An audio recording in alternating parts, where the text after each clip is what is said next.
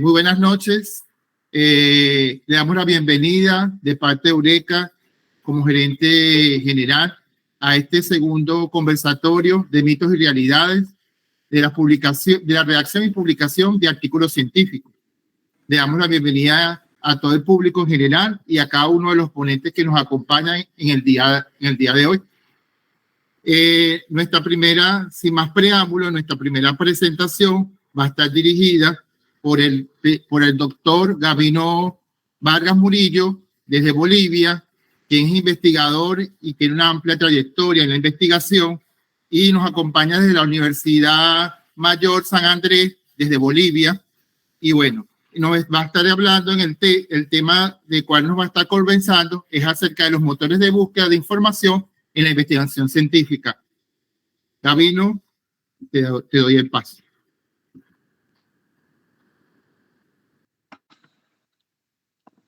Bueno, muy buenas noches a todos. Un placer poder compartir este espacio donde vamos a intercambiar varias experiencias, ¿ya? Varios.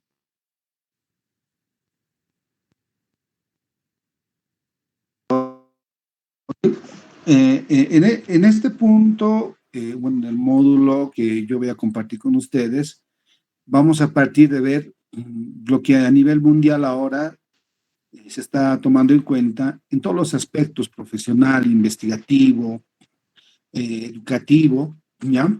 Son las competencias digitales. Estas competencias digitales son muy significativos para cada profesional. En el ámbito de investigación científica ha generado mucha expectativa y además se considera en varios momentos de la propia investigación científica, ya sean diferentes paradigmas, ya sean enfoques cuantitativos, cualitativos, mixtos, y qué bien que las competencias digitales apoyan todo este proceso. Este proceso está orientado a la búsqueda de información científica. Entonces, la investigación científica, a través de las competencias digitales, es una herramienta, un espacio donde vamos a poder establecer todos esos elementos, todos esos recursos de investigación que nos van a apoyar y poder dar solución a diferentes objetivos que nos planteemos, diferentes problemas que queramos solucionar, diferentes trabajos de investigación que estamos iniciando, que estamos tutoreando. Es decir, es muy amplio todo lo que se puede emplear a partir de las competencias digitales. Por otra parte, también se va a enmarcar en las estrategias de investigación científica. No nos olvidemos que dentro de la investigación se tiene diferentes estrategias. Si bien podemos construir una, vamos a definir nosotros diferentes estrategias, las cuales nos van a ayudar a construir nuestra propia estrategia. Si nosotros buscamos en Internet, y va a ser un elemento que vamos a aprender a manejar, vamos a buscar estrategias, vamos a generar diferentes espacios, al final vamos a tener esa posibilidad de generar nuestra propia estrategia de investigación. ¿Y qué más? Con esa posibilidad que en algún momento la podamos publicar y sea de referencia a nivel internacional por todos los investigadores que están en este mundo tan maravilloso, que, bueno, particularmente yo lo denomino así, que es la búsqueda de investigación, hallar algo nuevo para nosotros. Y dentro de este contexto, se va a complementar con un elemento que se encuentra en boga de todas las personas del mundo. Estamos hablando de la inteligencia artificial. Se van a tratar todas las herramientas, todos los modelos, las técnicas que actualmente se encuentran disponibles en la inteligencia artificial. Se parte de cómo tenemos que comunicarnos con los chatbots, con la inteligencia artificial. Vamos a definir qué es el chatbot, qué es la instrucción, cómo definimos un prompt, cómo sacamos el mayor provecho a este mundo de la investigación científica, pero asistidos con la inteligencia artificial. Entonces vamos a crearnos, vamos a emplear, vamos a implementar nuestro propio asistente de investigación científica, ¿ya? Si bien todo esto, en este momento podemos ver que se puede manejar toda la inteligencia artificial, se presentan errores. ¿Ya? ¿Cuáles son los errores? Directamente nos vamos a la herramienta y queremos solucionar problemas sin haberlos antes definido. En investigación científica existen pasos y esos pasos por lo general los obviamos. Y no solo en este contexto. Actualmente tengo la posibilidad de dictar eh, mm, materias, módulos de investigación, tanto de pregrado, posgrado, maestrías, bueno, y varios otros puntos, acá en Bolivia y también en el exterior también he podido participar. Y esos mismos errores se visualizan. Entonces, este curso va a permitir también aclarar y clarificar todos estos elementos. Además, otro elemento que se va a poder apreciar dentro de este punto a la búsqueda de información científica es poder asistir y ver cómo manejar esa información, cómo tratarla la información, ¿ya? En beneficio nuestro y poder minimizar esos errores. Y esos errores se plasman al momento de querer publicar un documento científico. Entonces vamos a atacar esos posibles errores, los errores más comunes y también analizar cuáles son esas sugerencias, esas soluciones que se tienen en este momento, ¿ya? Entonces, dentro de esos motores de búsqueda de información, vamos a utilizar, que es el más conocido y que seguro que todos lo utilizan, el Google Académico, es el más conocido, que es de acceso gratuito. Vamos a complementar, vamos a hacer comparaciones con algunos que son del exterior, por ejemplo, Dialnet, que también es del exterior, y vamos a comparar cuál es el acceso, cuáles son las respuestas que nos dan, y también poder ver las posibles formas de poder incorporarnos a estos motores o a estas bases de datos a partir de sus comités editoriales. ¿Ya? Tengo la posibilidad de pertenecer a Dialnet y ha sido a raíz de las publicaciones que uno logra a nivel internacional. Vamos a compartir esas experiencias, cómo podemos publicar, cómo visibilizarnos en Internet a partir de nuestras publicaciones en estos motores de búsqueda. ¿Y qué más? Trascender en estos espacios de investigación científica. Así también vamos a conocer y compartir esas comunidades internacionales de investigación. Esas comunidades de investigación a ustedes les va a poder promocionar a nivel internacional. Pero no se olviden que todo esto es el resultado de todo lo que se va a llevar a procurar ver unos mejores búsquedas de información, manejo de las tecnologías, asistencia de la inteligencia artificial y evidentemente manejar muy bien lo que son las citas y referencias bibliográficas que a ustedes les permitan avanzar en las publicaciones internacionales. Y reitero, es un punto en los cuales adolece mucho toda la comunidad internacional de investigadores.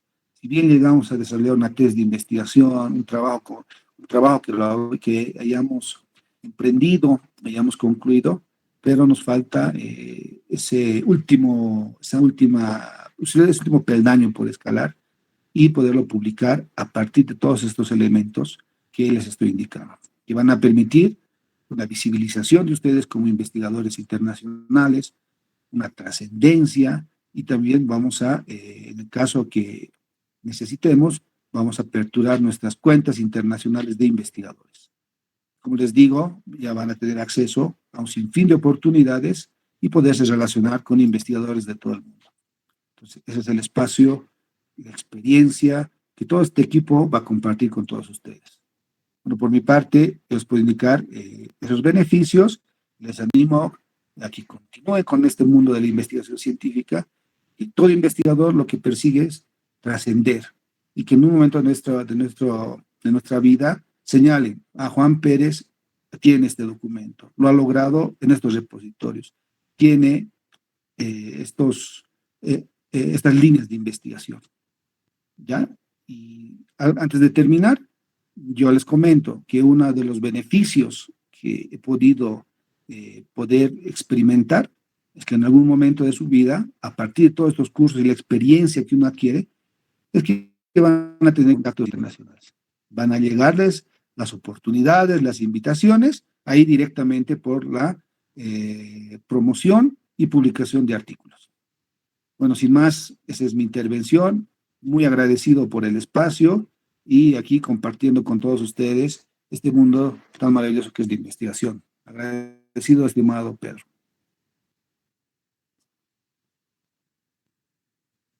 Gracias por su participación, estimado doctor Gavino. Y sin más preámbulo, vamos a darle la participación a la próxima ponente. En este caso tenemos el honor de contar con la participación de la doctora Wileidy Artigas, quien es doctora en Ciencias Sociales, profesora de la Universidad del Zulia, directora de High Rate Consulting, con amplia experiencia en el tema de investigación y edición de revistas, y investigadora con amplios artículos arbitrados, y ella nos va a estar conversando acerca de las consideraciones generales acerca de las publicaciones científicas. Hola, buenas noches. Hola, Pedro, gracias por esta invitación. Como siempre, un placer pues compartir estos temas, ¿no? Como te dije, más como una conversación, ¿no? Para hablar un poquito sobre qué debe conocer, qué debe conocer un investigador cuando quiere entrar a este nuevo mundo de la investigación, a qué cosas se debe orientar y sobre todo, bueno, cómo debe llevar ese proceso de investigación para lograr esa publicación, ¿no? Mi colega Ilia Casanova y yo en el 2020 publicamos en un capítulo del libro algunas consideraciones generales, o mejor dicho, unas orientaciones para nuevos investigadores, en donde básicamente le explicamos al investigador que el proceso de investigación desde el diseño del trabajo hasta la publicación básicamente tiene tres fases. Una que nosotros llamamos antes de escribir, luego escribiendo y finalizado con post envío a la publicación, ¿no? En esa fase antes de escribir, pues es donde el investigador tiene que dedicarse a indagar, diseñar la investigación, buscar los elementos metodológicos, recopilar todos los datos que necesita, todos los elementos teóricos que lo ayuden a conocer un poco más sobre eso que va a investigar. Luego, escribiendo, bueno, dedicarse a redactar, estructurar, tomar su tiempo para seleccionar la revista a la cual va a enviar esa investigación. Y luego que envía la revista, pues no es simplemente esperar un resultado, sino también trabajar en las correcciones que los árbitros le den, e incluso si obtiene un resultado negativo también, pues no desanimarse, sino trabajar ese documento con esas correcciones para volver a intentar nuevamente en otra revista. Y una vez que el documento es publicado, pues mucha gente piensa que ahí termina todo. No, se me publicó el documento, ya. Todo terminó, y no es así, sino que ahí más bien comienza un trabajo mucho más fuerte de difusión. Difusión como, bueno, difusión en redes sociales académicas, en las redes sociales del propio investigador, en donde pues él presente, muestre todas esas investigaciones a sus colegas, a sus estudiantes, a sus amigos, de manera que puedan leerla y a la suma pues usarla en otros trabajos de investigación. Entonces, eso de principio, ¿no? Saber cómo el proceso general a través del cual, pues, recopila una información, inicia un proyecto, inicia el desarrollo de una investigación para llegar finalmente a la publicación. Pero además es importante, pues, conocer ese tema de forma general. ¿Qué pasa con las revistas? ¿Cómo debemos elegir revistas? ¿Qué es eso de las revistas depredadoras? ¿Qué es eso? ¿Cómo se come eso? Porque muchas veces tenemos una idea, vamos a decir, general, de, bueno, ¿qué son las revistas? Bueno, yo voy a buscar una revista. Entonces, según lo que escuchamos, pues vamos haciendo algunas opiniones específicas. Por ejemplo, hay un error cuando muchas veces creemos que porque la revista cobra es depredadora. No, la revista, algunas revistas, muchas revistas internacionales tienen cobros por procesamiento de artículos, y lo que hace una revista predadora es que la revista no lleve a cabo los procesos de revisión científica que son requeridos para certificar o validar el conocimiento. Entonces, esto es importante también que lo sepamos. entrar a diversas páginas, verificar con nuestros colegas si esa revista es confiable, verificar si alguno ha tenido una experiencia con esa revista, cómo son las revisiones, si se dan las revisiones, entre otras cosas, ¿no? Y fíjense que incluso algunas de las generalidades que nosotros debemos conocer para transitar este mundo también tienen que ver con entender que el propio proceso de investigación es un proceso que no es corto, que no tiene caminos fáciles, que incluso nos lleva muchas veces a adelantar y retroceder porque tenemos que aprender mucho en el proceso y que debemos, pues, trabajar en el mejoramiento continuo, así como trabajamos siendo profesores para aprender y mejorar nuestras presentaciones. Muchas veces tenemos una clase y a la siguiente clase ya la presentación es distinta porque hemos aprendido cosas nuevas. Entonces, aprender que todo es un proceso de conocimiento, que debo estar educándome constantemente, que me puede llevar años hacerme especialista en un área de conocimiento, que debo conocer además los elementos éticos fundamentales, que los debo conocer y reconocer, que debo llevar a cabo, pues, un proceso de investigación verificable, replicable, entendible, y esto es importante, conocer los elementos metodológicos de la investigación. Yo no soy investigador solamente porque conozco de un área de conocimiento, sino porque también conozco los procesos asociados a la investigación o los métodos de investigación. Además, me educo en cómo mejorar la redacción, uso herramientas para mejorar la redacción. Conozco y me educo constantemente sobre la estructura de los artículos que varía de una revista a otra y que yo debo como investigador hacer mi tarea de ver qué es lo que pide esa revista para yo cumplirlo a cabalidad y evitar que me rechacen en una primera revisión editorial.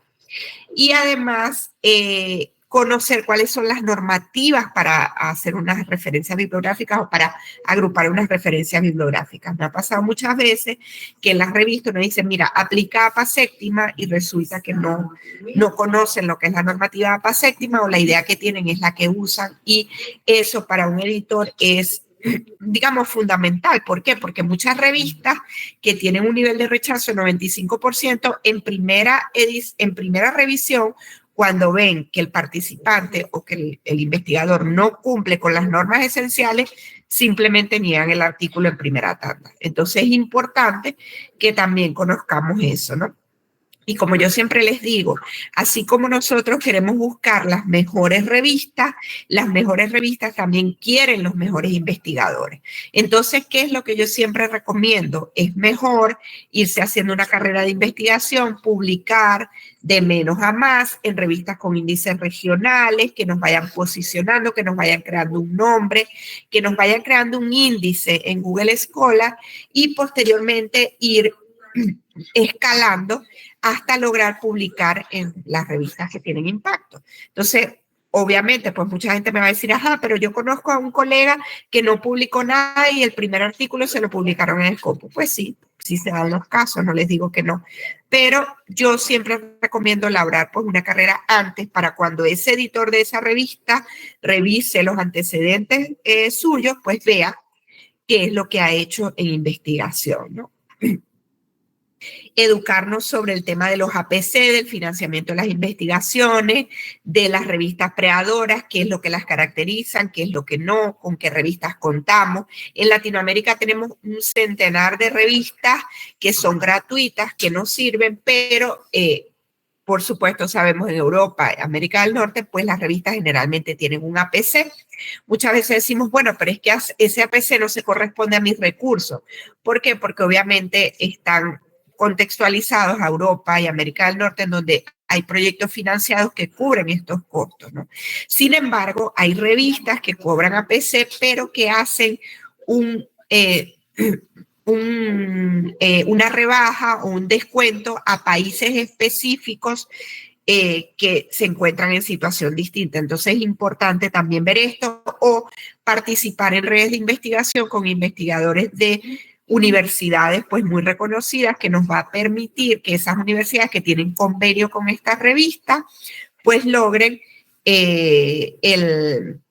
la publicación sin ningún costo, ¿no? Entonces, todo eso hay que saberlo, hay que conocer estas generalidades y, por supuesto, para cerrar, que ya lo que me quedan son 5 minutos, hablar de que tengan mucho cuidado con las rutas fáciles de investigación y que traen muchos problemas.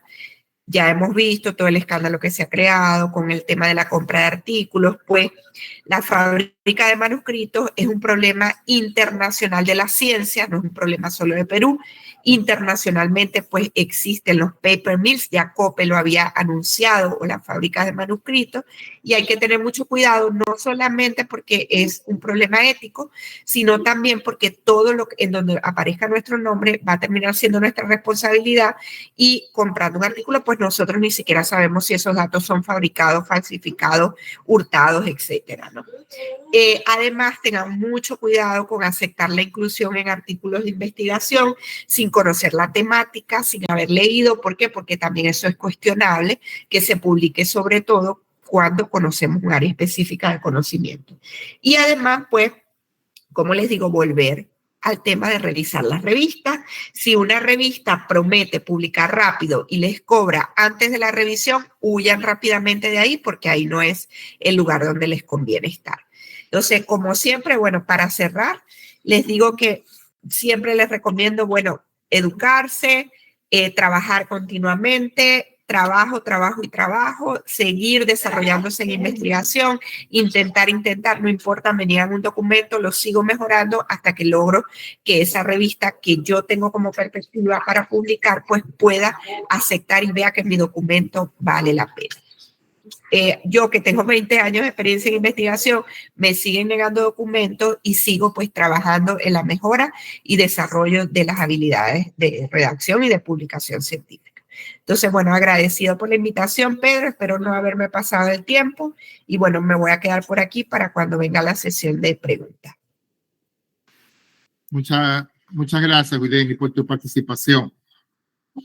Bueno, recuerden que por el chat pueden estar haciendo todas sus preguntas y al final de la intervención de todos los ponentes, pues las vamos a estar contestando. Entonces, sin más preámbulos, vamos a darle el pase al doctor Dustin Gómez de Colombia, investigador con amplia experiencia también, doctor en ciencias, en agrociencias y es catalogado como doctor investigador en ciencias sociales con amplia experiencia. Dustin, ¿está por ahí?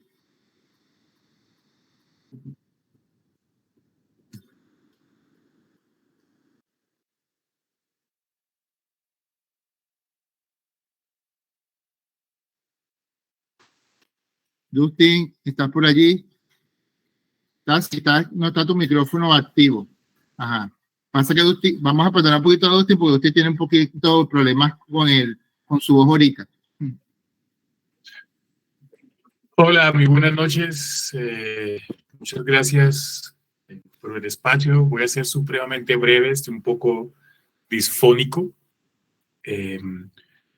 Digamos que mi aporte en términos muy generales es que la investigación es una pasión, la investigación es un costo social, porque usted no puede decir que cuando usted se emociona con algo que usted está indagando, puede durar un día, 2 días o sencillamente una semana y no hace nada sobre el aspecto.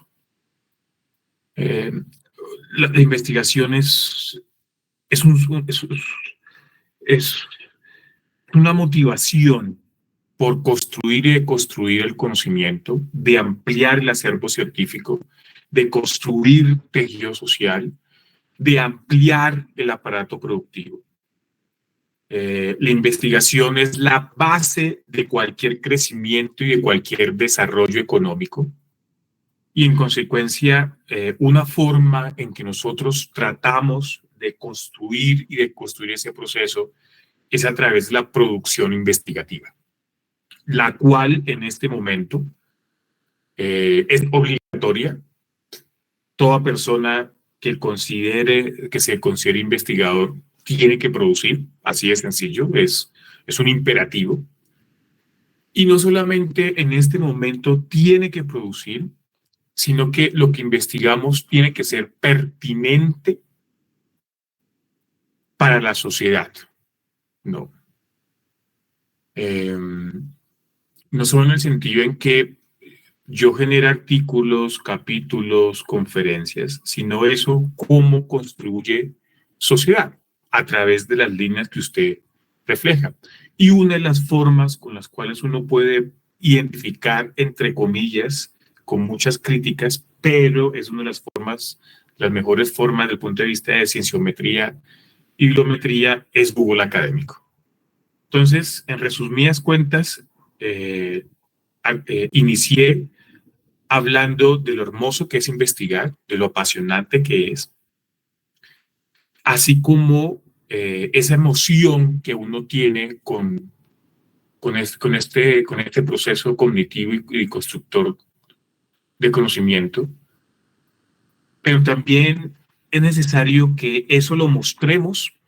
Una de las formas es la producción investigativa, pero repito que es imperativo no solamente que publiquemos con amor, claramente, sino también que esto pues contribuya, y más a las sociedades latinoamericanas, ¿no? Que hay tantas cosas por mejorar. Con esto los dejo, no quiero aburrirlos con mi voz. Muchas gracias, estamos hablando, yo los voy escuchando. Muchas gracias. Ya, muchas gracias, Dustin. Dustin igualito va a estar para responder igualito por el chat, cualquier cosa, sino lo que pasa es que Dustin está un poquito, tiene problemas con sus cuerdas vocales en el día de hoy. Bueno, a continuación, sin más preámbulos, pues tenemos acá también para conversar con nosotros a la doctora Alejandra Leal, doctora en urbanismo, antropóloga de profesión, coordinadora del doctorado en urbanismo de la Universidad Central de Venezuela y investigadora del Instituto Fumbici de Venezuela. Y ella nos va a estar conversando acerca del tema de la redacción de los artículos científicos. Alejandra.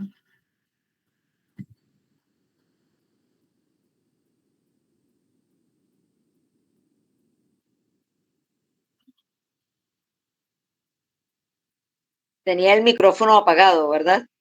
Sí, sí. Ok.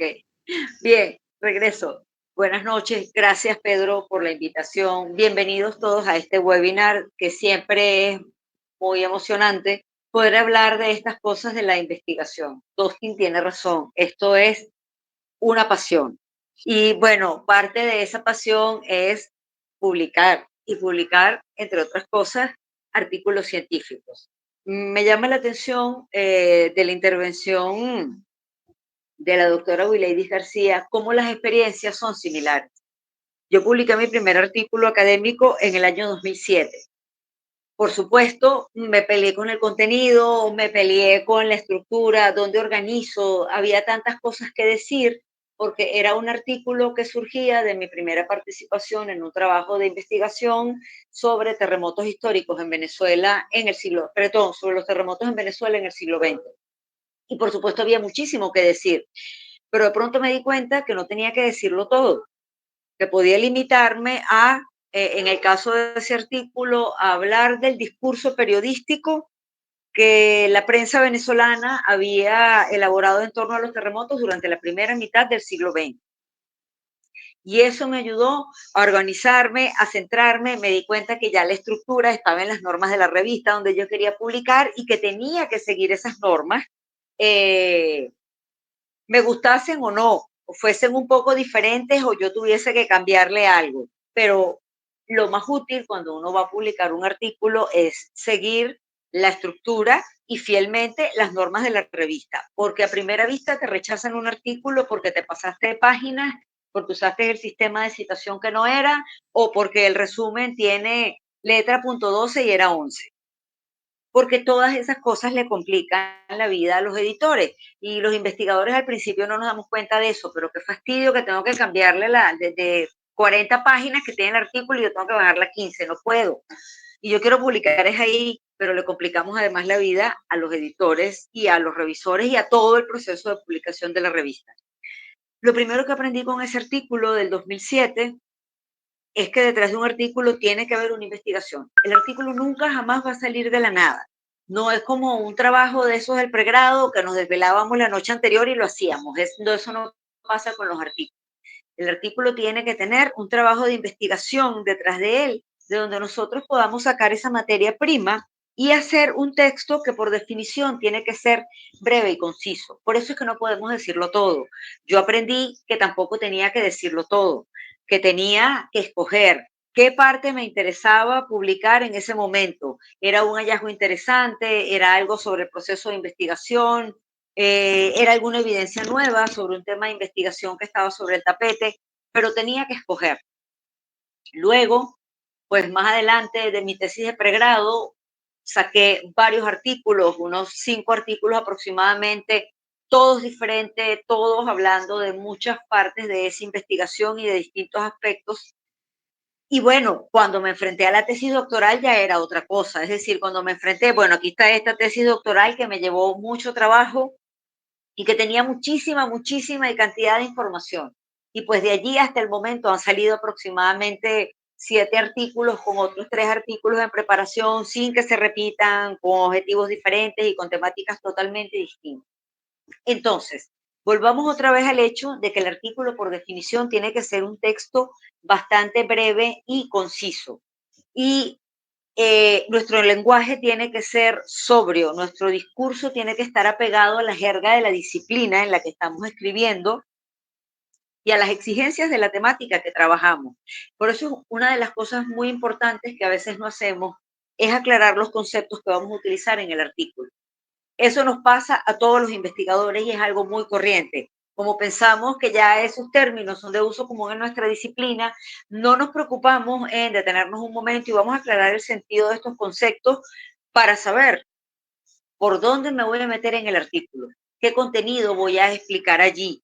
Lo voy a hacer sobre el objetivo general de la tesis, voy a dividir los objetivos y esos capítulos a los que dieron lugar los objetivos y los voy a presentar por separado. ¿Qué hago yo para reducir el trabajo de ascenso, presentar resultados parciales o finales de un informe, de un proyecto de investigación? Pues hay que decidir.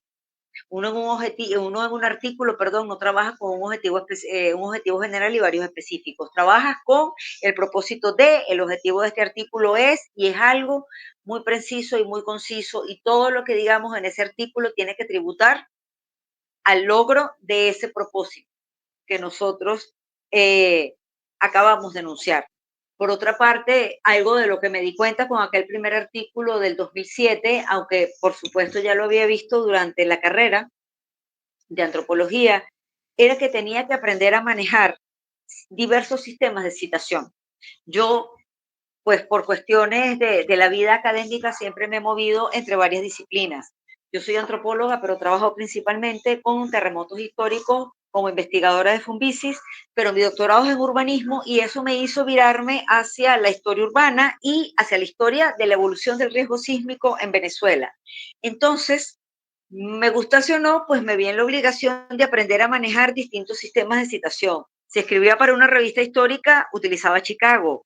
Si escribía para una revista de ingeniería o para una revista de ciencias sociales, utilizaba APA. Los médicos, por ejemplo, y otras disciplinas asociadas a la medicina utilizan Vancouver, que es un sistema desconocido por la mayoría de los investigadores que no estamos directamente en esa área. Y realmente eso es algo muy importante. Tenemos que adquirir soltura en el discurso científico y eso solo lo hacemos leyendo muchísima literatura científica en el área que nos interesa, leyendo muchos artículos y escribiendo. El primer enfrentamiento con el artículo es algo que realmente produce mucha ansiedad y es un enorme esfuerzo. Cada artículo que hacemos es un reto nuevo, pero hay que escribir. Si queremos hacer carrera como investigadores, si nuestra pasión es la investigación, pues los artículos van a estar a la orden del día porque ellos van a ser parte integrante del camino, se van a ser parte de nuestra labor.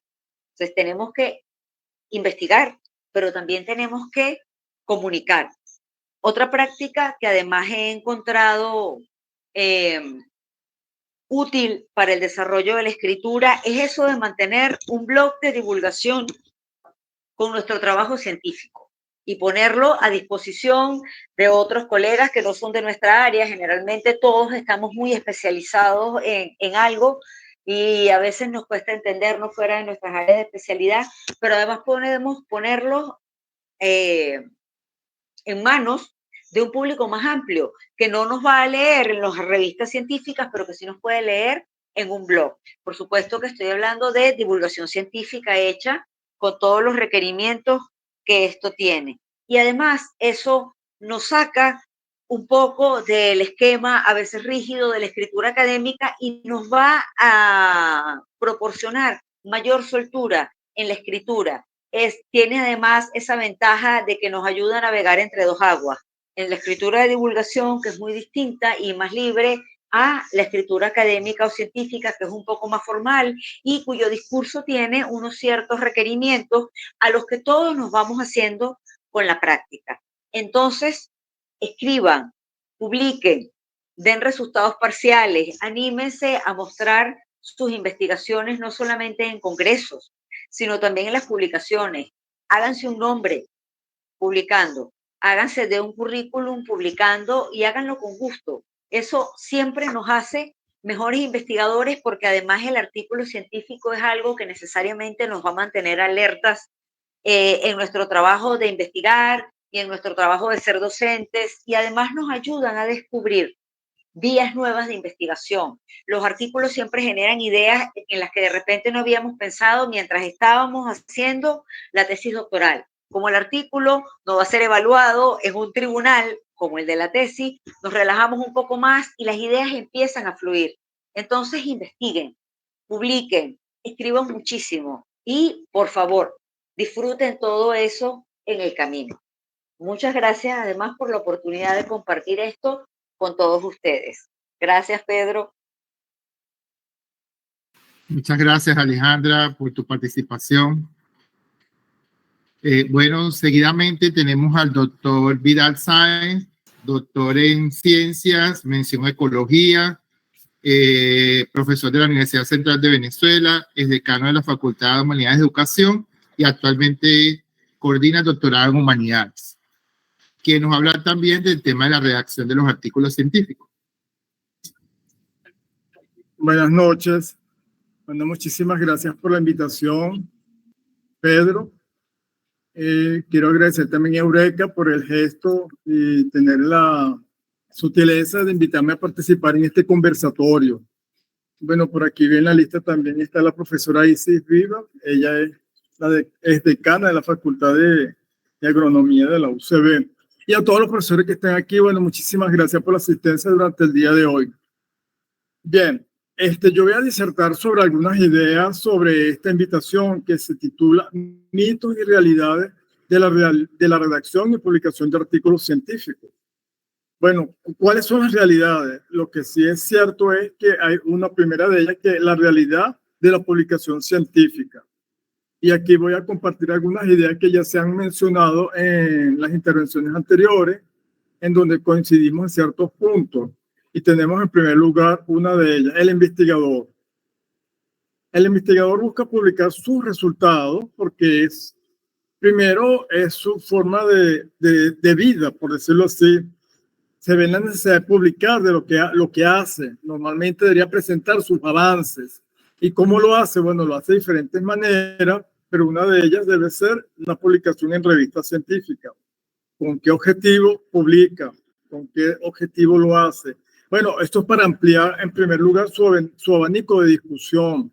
Lo que publicamos normalmente va a un auditorium, va a un público que es afín a nosotros, son nuestros pares, y ello permite la discusión, con ello yo hago intercambio, etcétera, y con eso yo voy viendo y voy midiendo cómo va mi trabajo. Por otra parte, el hecho de publicar en revistas lo que busco es difundir, que es parte de la actividad que tenemos todos como docentes y profesores e investigadores, y con ello se benefician otros que están interesados en el tema de alguna manera u otra, y en fin, se beneficia la sociedad como tal. Pero ¿qué ocurre?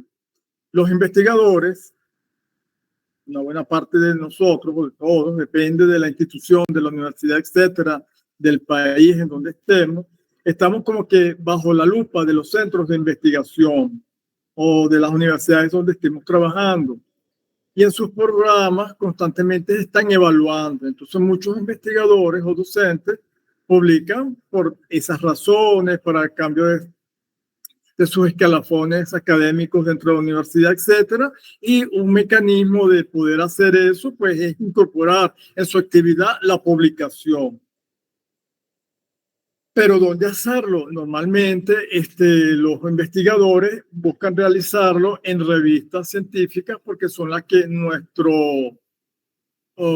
ámbito de trabajo nos los exige. No buscamos publicar en cualquier parte, que lo pudiéramos hacer, pero para buscar un fin que nos beneficie también como investigador y como docente, buscamos las revistas científicas. ¿Y revistas? ¿Cuáles son esas revistas científicas? Bueno, esas revistas que son académicas, que están indexadas en bases de datos, que están arbitradas y que están al día en los diferentes criterios para considerar las publicaciones que ellos quieren presentar. De manera que tenemos otra realidad, que son las revistas. Las revistas están siempre como ajustándose a sus criterios, a criterios de calidad que se exige dentro de este gran paradigma en donde estamos metidos. Estamos en todo sumergidos dentro de lo que es el contexto del mundo científico y tenemos que mantener un discurso, una forma de presentar y cómo hacer las cosas. De manera que las revistas, llevadas por sus editores, que son también pares nuestros, profesores, investigadores, están constantemente calibrando esos criterios de calidad, de manera que las publicaciones están regidas por unas normas. Y esto lleva a que las revistas vayan como que calificándose en grupo. Algunas están como más. La profesora Wilaidis hizo una caracterización bien interesante. Hay unas revistas que son más rankeadas que otras, y así vemos en ese espectro de las publicaciones agrupaciones de las revistas. Y esto genera entonces una especie de competencia entre ellas, entre los investigadores, que también lo describió la profesora, y vemos entonces que ahí se empieza a desatar un mito, una carrera para cómo vamos a hacer las publicaciones, a pesar de que aunque somos investigadores, nos vemos forzados a montarnos en ese carril de cómo hacer las cosas para poder publicar. Algo de esto mencionó también el profesor de Colombia, el profesor Dustin, hace unos momentitos. ¿Y entonces qué tenemos? Bueno, pareciera que publicar para quienes ejercen la investigación se convierte en algunas ocasiones, sobre todo para los investigadores principiantes, en ciertos límites que no son fáciles de alcanzar.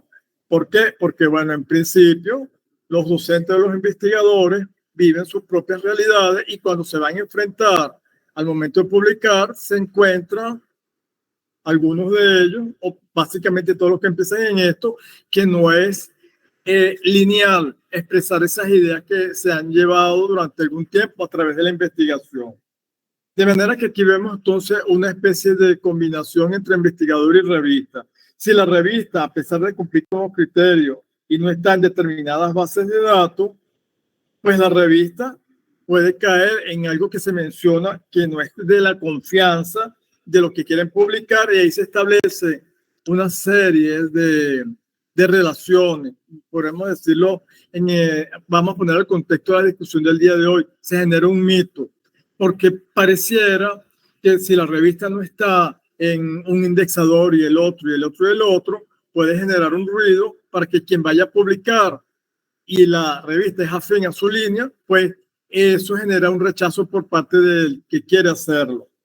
Por otra parte está entonces la revista, que por lo general está constantemente evaluando sus criterios de publicación y empieza a generar, para mantenerse en sus rankings, una serie de condiciones que en principio los investigadores nobles, los que no están empapados con las normativas, con las formas de hacerlo, con todas estas condiciones que solicita la publicación, se ven entonces enfrentados en dónde hacerlo. Y como ocurrió ahorita, hay una muchacha que quiere publicar sus trabajos de pregrado y de posgrado, pues empieza a se va a enfrentar a una situación de cómo lo va a hacer. La profesora Wilady mencionó algo muy interesante y yo lo que quiero destacar en este conversatorio, a lo menos el caso que yo veo las cosas, es que el mundo de la investigación es mucho más amplio de lo que parece y normalmente hay un grupo de investigadores que en el camino, lo digo por las experiencias que he vivido durante el tiempo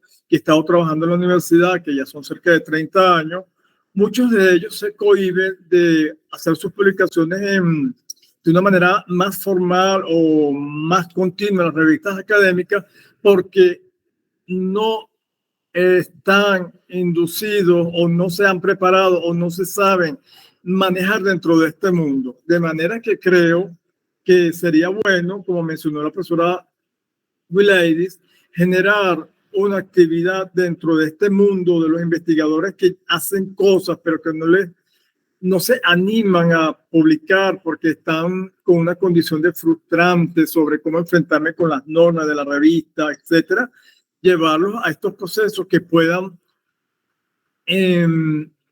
darles mejores resultados dentro de sus procesos profesionales, quiero decir, como docente y como investigador.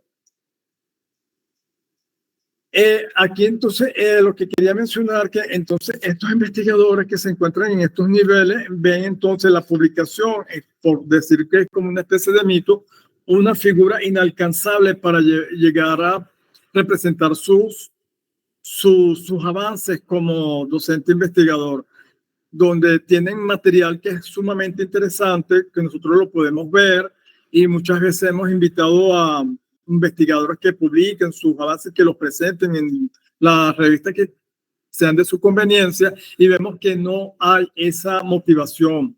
De manera que podemos, algún grupo de, digamos, de investigadores de nosotros mismos, poder captar este grupo de investigadores para que incrementen los niveles de productividad de investigación dentro de las instituciones en que se encuentran laborando. De manera que podemos buscar con esto ampliar la capacidad de respuesta a muchas necesidades que hay dentro de la demanda de la sociedad que están como solapados, se encuentran sumergidos, se encuentran opacados por esta falta de iniciativa de los investigadores a impulsarse en presentar estos avances. De manera que con esta presentación que yo les estoy diciendo, que estoy hablando ahora, creo que podemos tener como un punto de partida para discutir sobre esto que hace la invitación del día de hoy, que serían mitos y realidades de lo que es la redacción, que es compleja, siempre se hace compleja a pesar de los tiempos que uno puede estar en esto, tal como mencionó la profesora hace unos minutos atrás, pero que es muy necesario que lo hagamos para poder romper entonces con aquellos mitos que están detrás de todo esto. El investigador que se somete a presentar sus avances y que busca hacer puente a través de la revista, y la revista conformada por un grupo de docentes y profesores, colegas nuestros, que se someten también a unos criterios de calidad, entonces empieza una especie de forcejeo de cómo deben presentarse las cosas y a veces generan unas diferencias que son superables todas, pero que a veces dejan un amargo sabor de cómo presentar nuestras cosas. De manera que yo, Vidal Sáez, agradezco la invitación de Pedro y del grupo Eureka y muchísimas gracias por escucharme durante estos minutos para seguir ahora con la parte que corresponde a este encuentro. Gracias. Muchas gracias, profesor. Mire, vamos a comenzar con la parte del debate. Vamos a hacerlo en orden y bueno, cada ponente quiere intervenir. Sería bueno porque primero observamos que los ponentes son de diversas áreas, además que están en variados países y eso también nos permite tener una visión un poco más global y enriquecedora para los que están dentro de la actividad, ¿no? Ya Romina le fueron respondiendo por el chat, creo que sí, Romina le quedó claro, pero hay un poco una pregunta del doctor Héctor que va dirigido hacia lo que puso Wilady, y Wilady maneja bien esa parte, y también el profesor Vidal, y si los otros panelistas también pudieran intervenir, él habla de que el fraude es uno de los males que afectan las publicaciones científicas.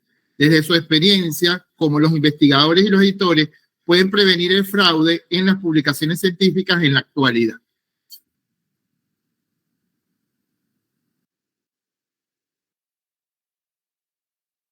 No sé, cualquiera de los panelistas que quiera intervenir.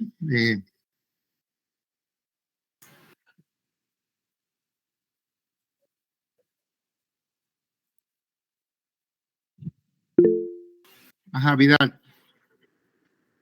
Bueno, sí, gracias Pedro, gracias por plantear esta inquietud que a veces se convierte en un problema, y la cuestión es que dependiendo también depende de la experticia del grupo editor, de la revista en que se esté trabajando, poder darle freno a este tipo de actividad que es muy dura y es terrible, ¿no? Normalmente existen mecanismos para identificar esto, y normalmente pienso yo, por las experiencias vividas, que cuando los trabajos son fraudulentos, ellos van cayendo por su propio peso en los momentos en que se van evaluando. Que se presentan y pasan, puede ocurrir, pero normalmente en el camino se identifican como la falta de consistencia ante las respuestas de las evaluaciones. Podemos observar que aquí se está presentando un problema. Y por supuesto, esto va a ser es muy importante que los evaluadores, los revisores y el grupo del comité de la revista estén muy atentos a los materiales que vayan recibiendo, de manera que podamos darle, bueno, limitaciones o límites, o frenemos este tipo de actividad. Creo que por ahí puede ser un mecanismo que ha funcionado y que tiene bastante éxito para evitar este tipo de acción. Gracias. No sé Sí, cómo no. Yo quisiera preguntar con respecto a ello, porque yo también he participado desde que estaba en Cuba en los equipos editoriales de diferentes revistas cubanas. Y en mi estancia en el Ecuador tuve mucho conocimiento al vincularme a determinadas universidades del uso de ciertos programas antifraude, algunos pagados y algunos free. Y esa era una de las maneras que nosotros allá teníamos para un poco detectar el fraude, porque todo eso que habló una de las ponentes relacionados con el asunto de instituciones que hacen tesis, que tienen múltiples temas, tienen un banco de temas, y a partir de ahí van jugando con esos temas y hacen tesis y hacen artículos, porque de las tesis derivan un conjunto de artículos. Y cuando usted viene a ver, tiene una serie de artículos clonados, todos hechos con la misma metodología, la misma forma, y muchos de ellos no son artículos reales. Si nosotros decimos que la ciencia lo que intenta buscar a través del empleo del método científico es la verdad que en una instantánea, en la dialéctica de la verdad, suele ser una verdad absoluta, pero en la dinámica es una verdad relativa. Cuando uno empieza a hacer un análisis desde el punto de vista estadístico del comportamiento histórico de determinado tema y de determinado autor, usted puede encontrar una sistemática que nos hace pensar en que ahí puede estar ocurriendo algún tipo de conducta tendenciosa hacia ese plagio, hacia ese fraude. Quería ver si ustedes han trabajado en las revistas que ustedes trabajan los sistemas antiplagio y cuáles son los que más usan desde el punto de vista de los que están free en el mercado y los que son pagados.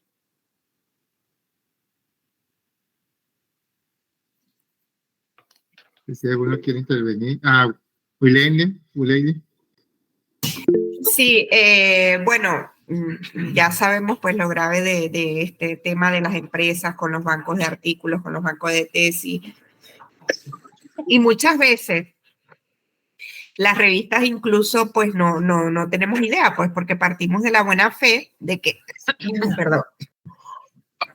de que el documento que se presenta es un documento pues real desarrollado por investigadores que lo están presentando, ¿no? Sin embargo, pues se nota mucho que este tipo de fábricas y revistas ofrecen estos servicios sobre todo para revistas de alto nivel, digamos incluso mega journal, que reciben una gran cantidad de artículos y que obviamente pues se les pasan algunas de estas cosas, ¿no?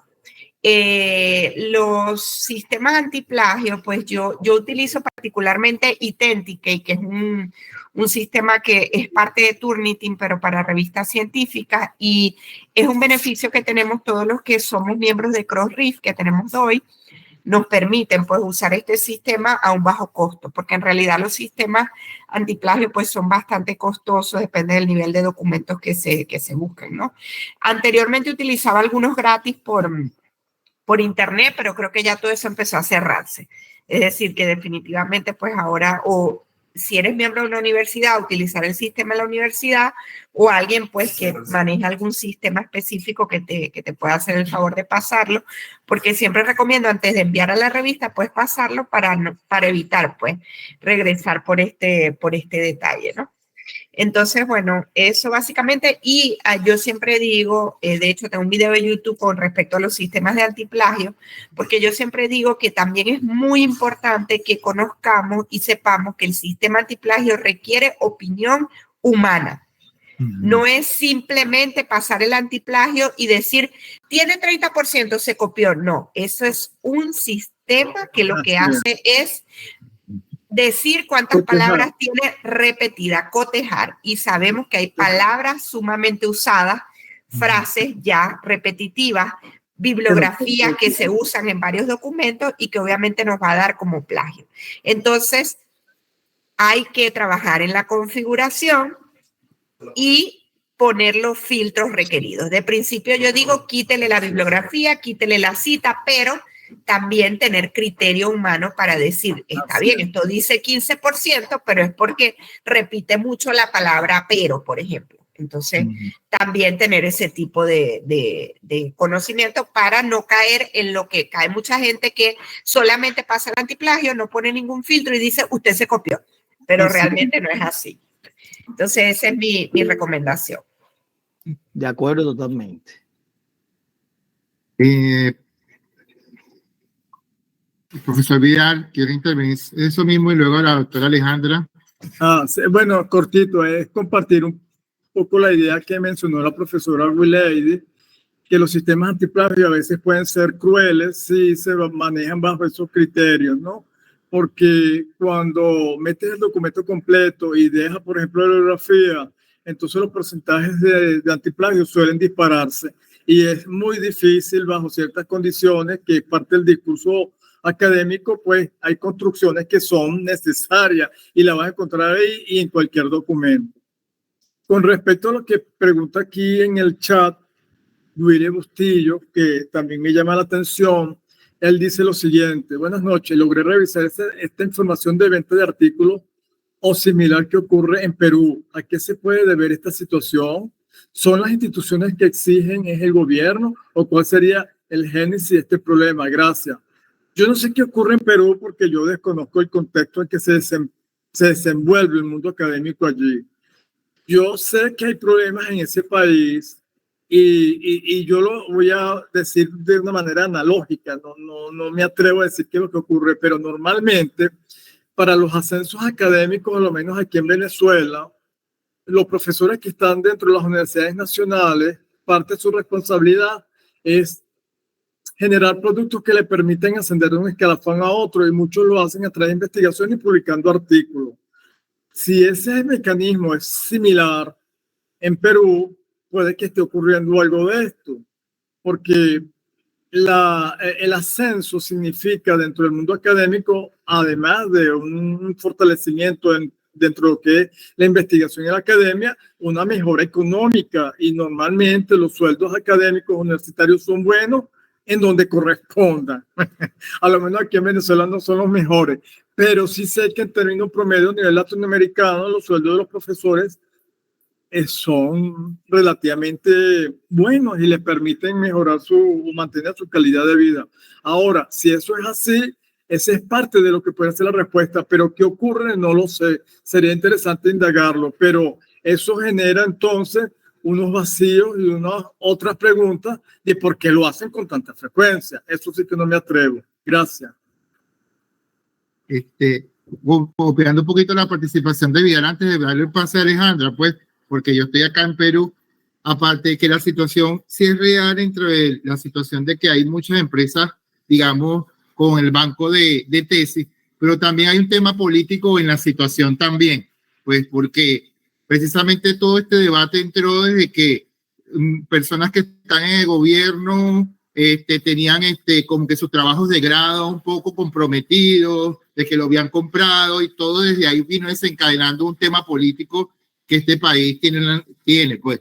Entonces, sí hay ciertamente un problema, digamos, con fábricas de esto, pero todo se estigmatizó también se ha ligado con un tema político también, pero que a veces escapa a veces de, como le decía Will Lady, de la revista o desde los mismos editores, pues. Entonces, bueno, no sé qué Alejandra quería decir. Alejandra, no se te escucha. Ahora sí. Sí, no, ya puse el micrófono. Bueno, primero estoy de acuerdo con la profesora Wilady y con el profesor Vidal en que estos software antiplagio hay que utilizarlos con mucho criterio, porque el software antiplagio no tiene la sensibilidad suficiente para hacer la distinción entre que aquello es una cita textual y ahí está la bibliografía, o en estas construcciones que son comunes y parte del discurso de las disciplinas, y uno las utiliza tal cual porque todos sabemos lo que eso significa, cosas como la construcción social de la realidad, que es el típico de los antropólogos, por ejemplo. Y una cosa es utilizar un software antiplagio y otra cosa es distinguir un artículo que es fraudulento, que la persona lo pagó, que no lo escribió ella, que se lo escribió otra persona. Eso es imposible detectarlo a través de un plagio. Y bueno, también hay que tener criterios para evaluar el historial de publicaciones de una persona y para evaluar los artículos que tenemos como editores, pero realmente no es tan fácil. Yo había investigado un poco sobre el problema en Perú con estas publicaciones fraudulentas y los bancos de artículos y tesis, y resulta, profesor Vidal, que en Perú sí funciona el programa de promoción al investigador, pero está amarrado a que estas personas publiquen con cierta frecuencia.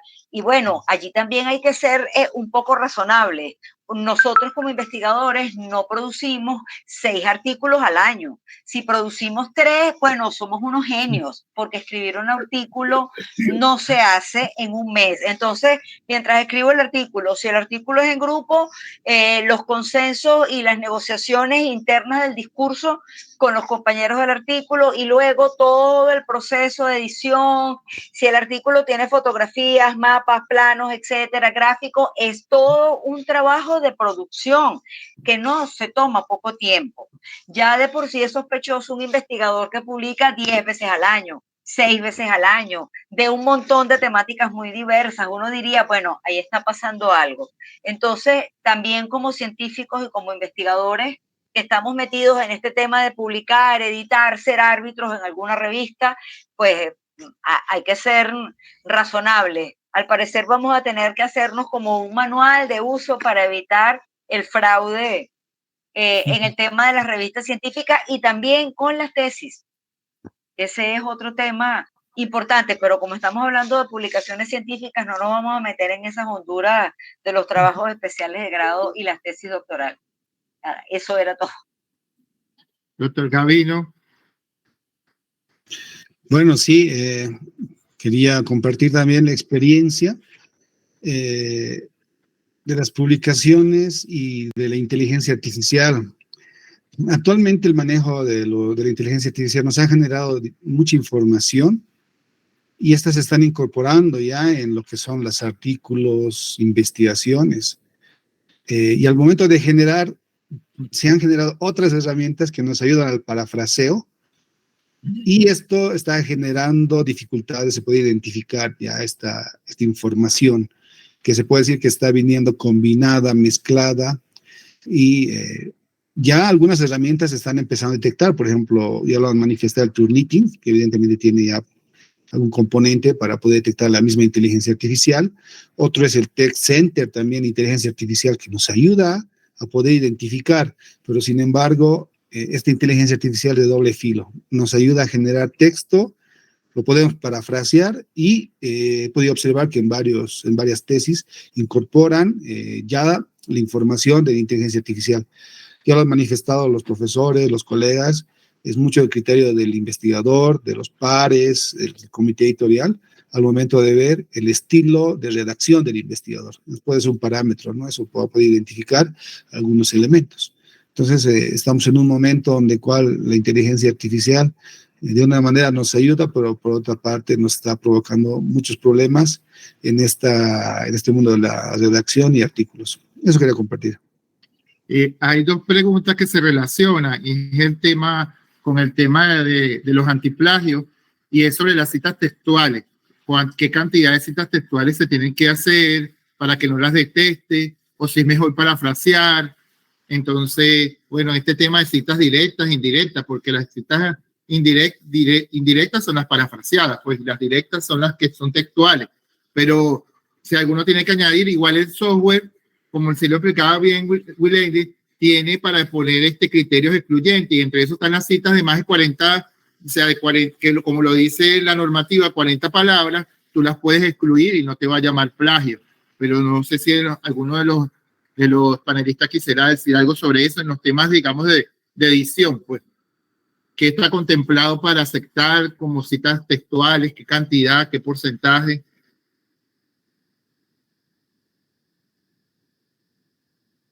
Vidal. Gracias. Yo veo que esa pregunta la realizó más arriba en el chat Daniel Román. La cita es algo obligatorio normalmente cuando estamos redactando algún material que queremos publicar.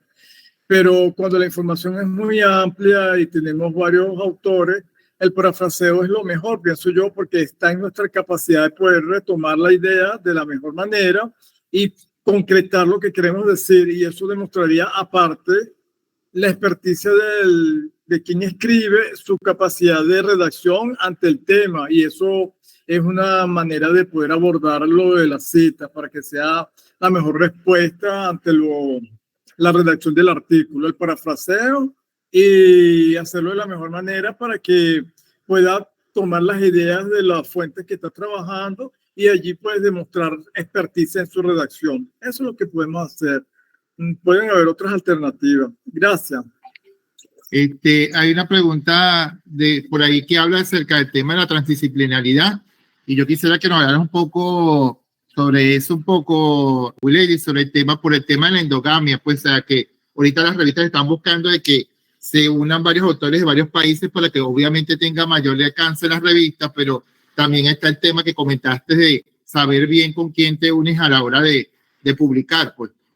Sí, casualmente estaba leyendo esa pregunta donde dice que pasa que si sería bueno que se formen grupos interdisciplinarios para realizar publicaciones conjuntas, pues es la forma más asertiva de aumentar la productividad.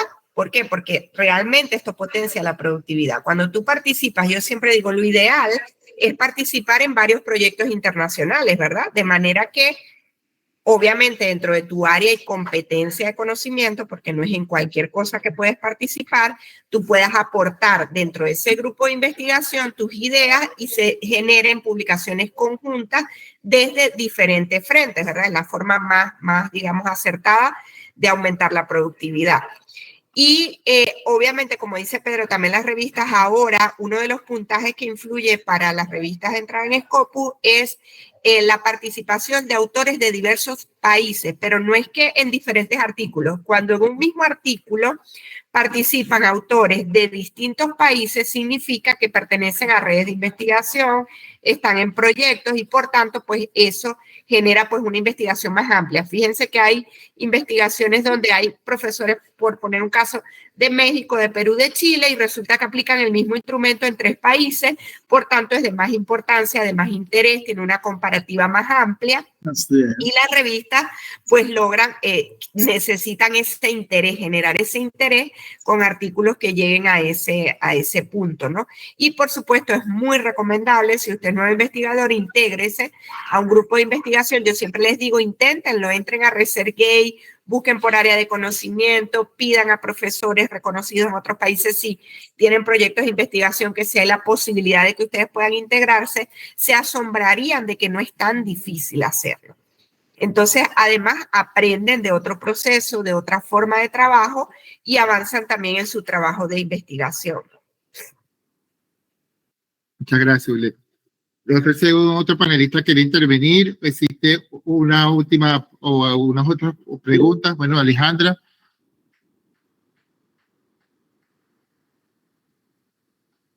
Ok, ahora sí.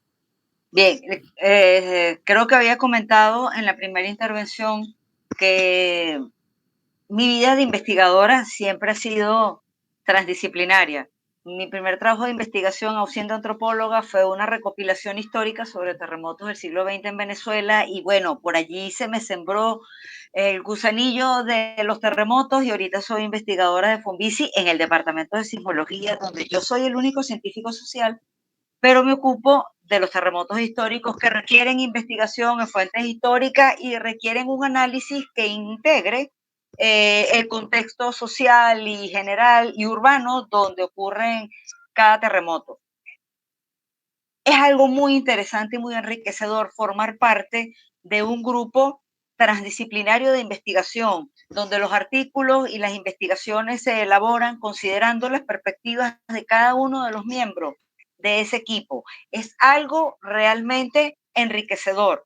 Por ejemplo, en mi experiencia personal, yo vengo de la Escuela de Antropología de la Universidad Central de Venezuela, donde por alguna razón el índice de niebla es muy alto. Al parecer nos educan en la creencia de que mientras más enredado escribimos, bueno, somos más interesantes y más inteligentes. ¡Wow! Es admirable. Pero caigo a trabajar en Fundisi, donde casi todos son ingenieros y dicen las cosas claras y directas sin andarse por las ramas. Y eso me ayudó a refinar el discurso de antropología y a escribir de una manera más comprensible. Yo he logrado que los ingenieros entiendan mis artículos desde el punto de vista social, que los urbanistas me entiendan cuando hablo de historia urbana asociada a los terremotos. De verdad que es un contexto para trabajar y para aprender a investigar y a escribir riquísimo, porque no es que yo me he transformado en sismóloga, ni me he transformado en urbanista, pero he adquirido la sensibilidad suficiente y las distinciones para entenderme con los sismólogos y para entenderme con los urbanistas y poder sacar unas conclusiones más redondas y más ajustadas. De verdad que es una experiencia maravillosa. Si están en situación de tenerla o de llegar a ella, se las recomiendo totalmente. Eso es algo que nos hace crecer enormemente como investigadores y como escritores académicos y científicos también. Bueno, si no hay más ninguna otra pregunta. Quiero yo, Pedro, hacerle, Richard colocó un comentario que en Nicaragua han desarrollado la estrategia de que los maestrandos en salud publiquen 2 artículos. Fíjense que esta es una estrategia que España lleva ya un buen rato aplicándola y no solamente que publiquen, sino que no hagan tesis, sino que se gradúen a través de compilación de artículos, sobre todo en las tesis doctorales, lo cual es una estrategia fabulosa para aumentar la productividad de las instituciones, pero además ayudar a los investigadores a aprender y avanzar en este sentido. Entonces, lo felicito allá en Nicaragua por esta iniciativa. Fíjense, te estoy dando otra idea, que no solamente que publiquen, sino que eso sustituya la tesis doctoral, lo cual ya se ha venido haciendo y hay experiencia en otros países, la puedes revisar. Y bueno, me alegra pues que vamos en eso, porque Perú también está buscando esta estrategia de cierta manera que les va a ayudar también a la productividad y también a dejar de producir las tesis que se convierten en un material gris, que no son citadas, que no son revisadas, y más bien enfocarse a artículos científicos y libros. Gracias, Pedro, por esta invitación y espero, bueno, que sigamos compartiendo espacios para seguir aprendiendo.